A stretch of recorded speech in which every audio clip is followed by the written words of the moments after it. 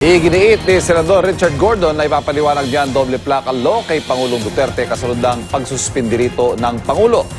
Kaugnay po niyan, makakausap natin ang may akda ng naturang batas, Senador Richard Gordon. Senator Gordon, good morning, sir. Si Ivan Merino. Good morning, Ivan. Good morning, Susan, and good morning to lahat sa inyo dyan. Paano po ba magiging proseso nito? Pinasususpindi ni Pangulong Duterte yung batas. Bukas po ba kayong amyendahan ng batas? Paano? Pirmado na niya eh. Pirmado na nga yan eh. Saka buong kongreso yan. At the President is obligated under the law to enforce all laws. Now, naintindihan ko siya dahil siyempre talagang pinlano na imbitahan siya dyan sa malaking mga convention ng motorsiklo. And I can understand that. But, you know, hindi ko naman ginigit porque gusto ko. Ginigit ko yan dahil gusto ko maligtas ang mga kababayan natin na araw-araw may pinapatay ng riding in tandem. Alam naman ninyo yan sa media, di ba? Yes. Dekada na yan, 3 dekada na yan. Dami-dami pinapatay. Kahapon lang, April 5 ba yun? Isang araw, Maris Tuason, babae, binali sa Zamboanga City. April 4, Maricel Padpad, babae rin, Santa Ana, Manila. April 3, Dani Alingag, Yes, Joel Obrigon. Pinapalo namin yan eh. Dahil talagang grabe eh. Nakakaalis sila, nakakasiwat sila, hindi sila nahuhuli. Pagka may malaki ng plaka sa likod at may decal sa harap, ay hindi naman makakasama yung decal. Hindi naman sasalpok sa mukha niya. Hindi naman lata yun. Nakalagay sa batas yun eh. Yeah. Yes. So, having said that, Senator, kakausapin niyo po ang Pangulo para kumbinsihin siya na wag nang i-lift yung suspension at ipatupad ang batas? O bukas po kayo na amyandahan ito? Parang back to the drawing board? I think that, siyempre, pag tumawag ang Presidente, makikinig ako, I will explain the law. Hindi ko yung sa kanya, pero the only way I can think of is amend the law. Pero how can you amend the law na hindi man lang nyo sinubukan? Aha eh. Tsaka ang Diba? tagal na po pinagdaanan yan, di ba? May mga consultation yan sa stakeholders and all.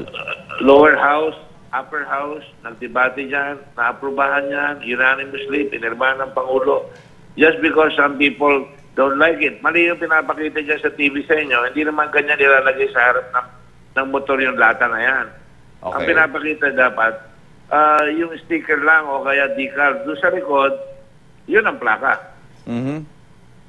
Okay. Yan. Bukod po Now, dito. remember, Ivan, remember yeah. lang, Ivan, no? There will be a 24-hour operation center na tatanggap lahat ng mga tawag na wala yung plaka ko o bumali ditong motorsiklong ito, meron na kagad mahahabol. Remember also, color-coded yan. By region. So, yung pumasok yung Region 3 dito, kung ba kulay yun, nagalo doon sa kulay blue, meron na kayong malilimit mo na yung paggawa ng krimen. At dahil dyan, 5 number lang ang pwede, alphanumeric number, na pwedeng makita. Makita mo lang yung 2 o 3 dahil nasa computer yan. Makuha mo na eh, malilimit mo na kung sino yung mga may-ari ng sasakyan na yan eh. So, linawin po natin, yung phrase na doble plaka apparently is not accurate dahil hindi siya technically plaka sa harap, kundi decals. That's correct. That's correct. It's a propaganda tool na meant to disorient the people. Ano nangyayari? Akala nila plaka. Eh, kahit naman siguro pinakamangmang, alam naman na pag dumipad yung plaka sa mukha, masasaktan. Kaya hindi naman natin lalagyan ng plaka. At saka ngayon, ang mga motorsiklo, iba na ang disenyo eh. Meron ng pakupya, may pahilis. Kailangan sticker na natitira talaga sa likod. At hindi totoo na hindi ginagawa yan sa buong mundo. Okay. Sa buong mundo, may mga plaka nga eh. Yes, Sa atin nga, decal pwede. Pero lahat yan, meron. May So, tapalodo, pwede. Yes. Kung sakali nga pong i-amend natin to, Senator, may ibang paraan ba kayong nakikita, naiisip para pigilan yung mga kriminal na gumagamit ng mga motorsiklo? Sa akin, you take a bite out of crime ang tawag dyan. No? Kung bigyan ng puwang makapatay ang mga magsasamang loob na gumagamit ng motorsiklo.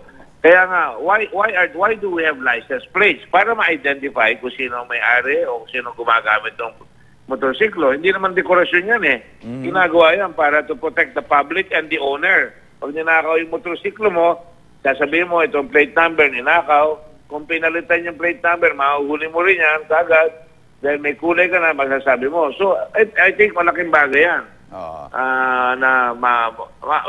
I'm sure pag napagawa na yan, matutuwa ang mga tao pag nakita nila eh. No?